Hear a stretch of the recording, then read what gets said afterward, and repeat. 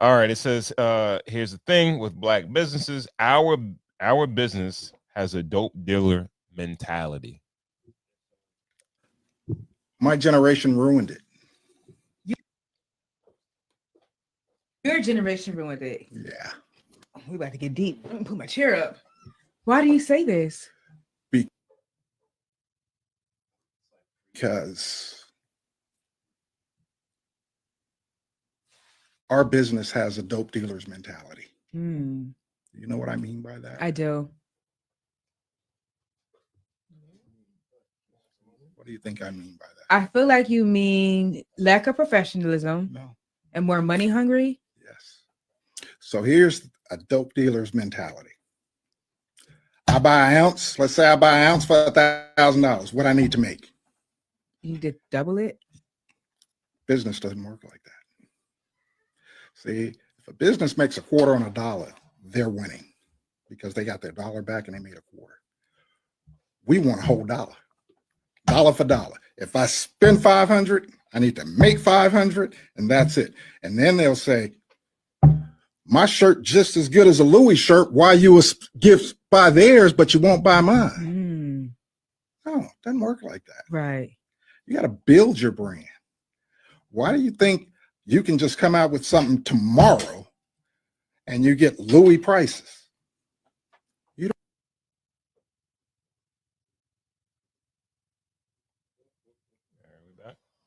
Yeah. All right. I agree with that last part. Go ahead. Start. Because a lot of times I try to support black businesses, and nobody knows you from nothing. But I like their hoodies, and their hoodies be like $120. And why would you want to? Nobody knows you. You're not Louis. So why your hoodies are not $45, $50? Your hoodies are $120. But I'm trying to support you. But I'm not gonna support black business for $100. Not even black business. Whoever started a business, you just starting. The hoodies are $120. I'm not gonna spend that money. Even though I want to support you, but I'm not going to spend that money. Then you get it. Then if you do spend that money, it's not the quality as Louis. They want Louis money, but the quality's not there. What if the quality's there? The quality, right? I still want to spend, but you're just starting out. I don't know if I'm ready to spend $120 on you. All right, but clothes are clothes, right? So no, not to me. If all right, I'm talking about the quality. If you feel like, yo, this is like great cotton, it's just as good as like a polo hoodie, right? Let's say a polo hoodie is like $100 or something like that, right? No. But I can go buy if that's the case, right? It's not $100. If the same qualities in the Gap sweater, polo I hoodie can go buy a is Gap hoodie for $175. $49.99. I get you. Polo hoodie is $175. Okay. Yeah, I hear what you're saying. Yeah, there are other alternatives that are much more economical. But the thing is, if that hoodie starts off at $60 and gets you as a customer, they can't go up to $120. You can't put the toothpaste back in the tube. $120. But that's the only way you can start. You can't start at 60 then go up to 120. You could only start at 120 with that value. You can't start low and then raise your price and then go up high. All right. No, but let people get to know you. Start something. Like because if it doesn't work like know that. You, wait. Why doesn't it work like that? Because you have to give people the quality off the rip. If you're going to be known as a quality brand, you have to give people quality off the top. No, you yeah, can't quality start is something totally different than right. price, though. Yeah, so you're saying, yeah. No you're quality. saying, No quality. It doesn't have to go with the price. Right. You have to charge people what you're spending for your materials. You got to be fair. So if you're going to charge 120 really. and then give people a Gildan hoodie, you can't do that. But if you give people a nice 50-50 blend polyester, a nice hoodie that you spend hoodie that don't stop right here in the middle of your head. Yeah, ill joint, washes well, everything, nice rich colors on it, stiction, everything. If you embroidery, applique, if you give someone a quality product, you could charge $120 for it. You know. Now, well, why would you say you have to start lower? No, you have to start. If you want to have a Louis, you got to stay Louis. You got to start Louis. Louis was never cheap. Yeah, because that's Louis just made less. That's the thing. You're talking about the differences between quality and luxury. Okay. So a luxury it comes in hand in hand. And you got some brands that are trying to start luxury, but most luxury brands have a rich history. Not all luxury is quality. I've seen luxury that is trash. Quality is quality. If you're gonna give quality, because honestly, what I got on right now? You got a Nike Knicks shirt. These Old Navy jeans. They look like Jabros. Don't they? Don't they? Yo, don't they? Don't they? Yo, they look great, don't they? Yeah, well, I paid all the fucking maybe $25. Right. Maybe $25. Right. Fit good, great. Love them. Love these jeans. Right. Love them. No one besides me, if I would have told you, would have known what I paid for. Yeah. I'm an Old Navy bandit too. Yeah, but I'm an shit. Old Navy bandit because I know I'm going to go there and I'm going to get an inexpensive pair of jeans. Now, Old Navy has a quality pair of jeans. When you go into Old Navy and no. I get it. I'm going to let you go. Right. Go ahead. If you walk into Old Navy and then all of a sudden those jeans that are quality and are worth the money, if they're $120, would you still buy them? No. Nope. Because they didn't start off at $120. Now, if you bought a $120 pair of jeans that were just that well, then you would just expect that I'm going to spend $120 for those jeans. You can't start cheap and then go high. That's all I'm saying. I get what you're saying. Yeah. And I'm not discrediting anything that you're saying either. But I feel like when you're starting a brand, you have to have some type of brand loyalty to get to. And once you have a brand loyalty, you might want to level up to get to a different price point. Now, the way that you get to that different price point is multiple different ways. You might have a different brand. That's what Banana Republic. You have exactly. To do that, yes. Now, Old Navy and Banana Republic are the same jean. Yeah. Exactly. With the Banana Republic, exactly. you're going to spend $120 for those jeans. So this is what I'm saying. But they always been $120. So you can't put the toothpaste back into the tube. You got to be who you are from the beginning, but you got to represent from the beginning. Right. You can't charge people $120 for a hoodie, then they get the tag, the Gildan tag, all up in it. But it's got to be quality. What you're saying is exactly what I just said. People get tricked into paying different prices for the same thing for a different name. Right. You understand what I'm saying? Yeah. Old Navy, Banana Republic, whatever. They're the same shit. Yeah. And the Gap. They're the same. They're the same thing, bro. Same thing. And it's like you walk into the store and you feel better about it because it had a different ambiance because they pay more for their rent, and you're picking up stuff. Yeah. And yeah.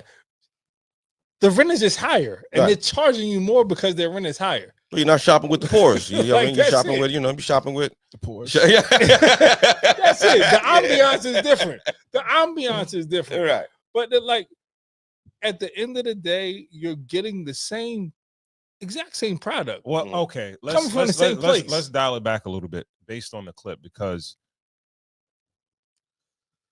I think more or less it was about Black businesses, right? And a lot of the times, we only want to do a quote unquote higher end or a luxury brand. You understand what I'm saying? Yeah. And then we expect I spent $10 or $15 for this sweatshirt and I want to make $120 off the t-shirt, off the sweatshirt. Yeah. And we do have a mentality of, I need to flip my money. Now, when it comes to clothing is supposed to be a crazy market, but it's based on a lot of other factors that eat up your overhead, right? And when I watched this clip, the first person I thought about was Jelani. Shout out to Lonnie Love. What Shout out to Lonnie. His mentality is like, that's not worth my time. It's not enough money. It's not worth my time, right? And he always assumed, and we used to have like debates, right? And I say, 30% is supposed to be like, if you making 30% net on your whatever business you're making, you're doing great. Amazing, bro. Right. And I say, yo, usually you don't flip, right? So we're in trucking at the time, and he's like, yo, I said, if I'm running a driver or whatever, and I can make a few $100s a week off that driver, and I'm not touching nothing or whatever, he's like, that's not worth my time. That's not enough money. Like, basically, I got to be making like $1,000 a week off a driver. I'm like, yo, bro, that's not how the shit works. Yeah. I say, yo, instead of getting a good couple $100s in your pocket. Yeah. You think about it, over the course of a month, you making $1,000 or whatever. You're not doing nothing. It's just, this dude is working. He's doing the work. Yeah. You just giving him the equipment. So when you say 30%, so you mean you make your money back and then you get 30% profit? Yes. Okay. That's great. That's exceptionally good. Well, also people forget about debt service. Also, like you still have to pay off your truck or whatever. Of course, yeah. We're talking about your nut. Yeah. Like, yo, paying off for someone to work for you and you're able to pay off your truck or whatever have you, that's debt service. That's equity also, bro. Like that's money that you should get. Like, you should be like, yo, thank you, God. Like, I'm able to run my truck and he's paying for my truck to get paid off. Right. And I make a few dollars and I'm too. making a few dollars too. Yeah. And he's that's dependable. Service. That's amazing. You can count on him. You know you're getting a couple $100 all the time. Right. Come on now. That's amazing. We're talking about gas. We're talking about insurance. We're talking about all that. Like, then we're talking about wear and tear and maintenance on the truck. Is 30% really enough? And to make a profit? Net profit. If you could, after all overhead, if you could net to your bottom line 30%, right. We're not talking about gross. You're doing extremely well. Well, now you're creating your own number. What? So it all depends on how you run your truck, the distance you run your truck. You're creating your own numbers, so you're really arguing semantics at this point. No. Most all right. You got to take into account if I make whiskey, right? Yeah. Let's say, for instance, I pay $5 to bottle it and make the label and all that stuff and distill the whiskey, right? Yeah. Then I pay another $5 for marketing or whatever and promotion, right? I spent $10 on it, right? If I could make $13 off the bottle, if I could sell the shit for $13, great. That's great money. Right. You understand what I'm saying? Yeah. But most of the time, we as black folks, like, I spent $10 to make this shit. I need to make 20. Like, they flipping crack. Like, yo, bro, I did business, right, with a family member that hustled in the street. And I could see, like, yo, they wanted to flip the money like we was in the street. Bro, I'm like, the yo, mentality is different. It's like, yo, this is regular. Explain the mentality to him. Can you explain the street mentality? Street mentality is like, yo, I put out $100, I should get back $2. Okay, right. So it kind of be all right. So really quick, it's I think that we don't break it down into eighths, quarters, halves. I think we'll just go straight to halves. Right. Instead of saying, yo, if I'm gonna make 10% or I'm gonna make an eighth or I'm gonna make 25%, because that's how my business is. That my business is exactly that. Yo, if I'm selling a mortgage, I sell a mortgage for whatever the amount is, I'm gonna make an eighth off of it.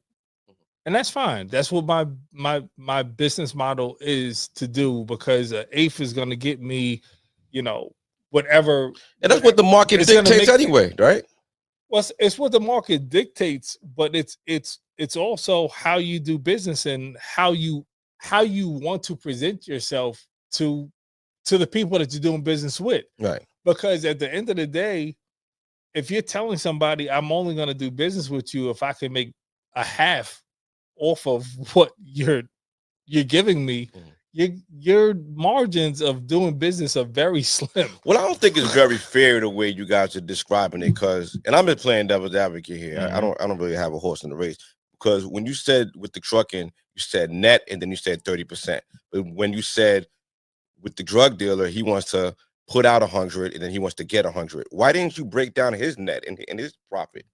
What did he put into it? So he spent 100. He spent 100. What's his net? Like what's his overhead? this is what I'm saying too. Right. Like, let's break it down, right? Yeah. Let's say he got to buy baggies. He got to pay his workers to bag up. That's what I'm saying. Like all his overhead. Let's say it equated to $100. He bought the drugs, bagged the drugs, all that good shit. Right. He wants to hustlers mentality. Yeah, right. Right. He bought it. He bought his pack. All right. Bagged it up or whatever. Yeah. And distributed and sold it. Okay. Now he spent $100 and he wants to make 2. Right. Okay. Now, when you're in a legitimate business or a more or less like even in drugs, right? Mm-hmm. Even in drugs, right? Mm-hmm. If you're able to be, let's say, more like the Walmart of drugs, where it's like, all right, yeah, I spent $100, but I'm only looking to make $130. Now I could take that same $100, buy another pack, keep my $30, and do the whole thing over again. But now I'm moving it for shorts, so I'm moving quicker, right? Yeah. You could take that same mentality. Mm-hmm. When you go to CVS, right, and you buy toiletries, you buy deodorant, toothpaste, all that good shit, these dudes is making cents on the dollar from that stuff. Okay. They just move so much product that it can afford them to stay there and keep doing it all over again. They're not making, like, they're not selling you toothpaste for $3 and they paid $1.50 for it. No, okay. They paid like damn near, if they selling for $3, they bought that shit for $2.60 and they making 40 cents off of it. But they bought wholesale, so they're gonna account for it across the board. Yeah, right. But even though that's the case, right? They're still paying the rent, they're paying the employees and everything like that, and maybe their net profit is on every product. They might move it's about how much thousands and thousands of products every day, but they might have only made 25 cents off of each one. Yeah, right. That's their net to their bottom line, but they're turning a profit. Right? They can come in tomorrow, start and do the same thing over and over, month after month, year after year. So what do you propose that black business owners should do? They should charge. They should be more realistic. No, they should be more realistic. You have to understand more about the actual dollars and cents of how money moves in the economy and how things go. Like that's just what it is. You know what I'm saying? Like, yo, you to double up on anything that's like I don't know, like that's a super win. You know what I'm saying? Like that's like, it doesn't happen often. Right. But when you're in business, it's about sustainability. It's not about wishful thinking. It's about every day making a little bit getting a little bit further than you were yesterday. So if you don't lose, you win. You understand what I'm saying? So if you're 2 cents ahead of the black, you're good. That's it. Most people don't see. That's the thing. And most people don't account for a lot of things. They don't do the dollars and figures, so they don't know. Ahead of the red. I'm sorry, not ahead of the black. Ahead of the red. But they don't really do the accounting to see if they're actually really making money, right? So then you got to think about it like this, right? What about expansion? What about if you have a store or you got a block and you want to do more, you want to open up shop on more blocks or whatever, right? This is the problem I had with the people I was doing business with, right? So my ideal was, yo, we're making this amount of money. Let's not just, and this is the mentality of the street mentality, right? We made this amount of money. Let's take this amount of money. We bust this down, and the majority of it we reinvest in it back into the business. Okay. So you don't suffocate or you stifle the business, right? Because if we want to replicate this whole situation numerous times, we need money to develop and grow, right? It's the equivalent of a nigga that's spending his re-up. You understand what I'm saying? Yeah. Like, yo, I spent $100, made $200, but now I spent $125 and now I only got $75. I don't even got enough money to re-up. And this is what happened. This is the mentality of street niggas and drug dealers and shit like that. It's mad niggas that make money on the street, but then they blow money. They gotta there's certain things that come with the lifestyle of being who you are, and you making fast money. Yeah. And when niggas do legitimate business and they pop off quick, and you be like, yo, what happened to their shit? I thought this shit was doing well. It's the mentality, right? They was making bread, but they running through their re-up. They not reinvested. Now that same business that was popping, 6 months later, they out because they living off that bread. They're suffocating the business, and that's why people, and then when they legitimate business don't flip 100% in profit, they can't sustain.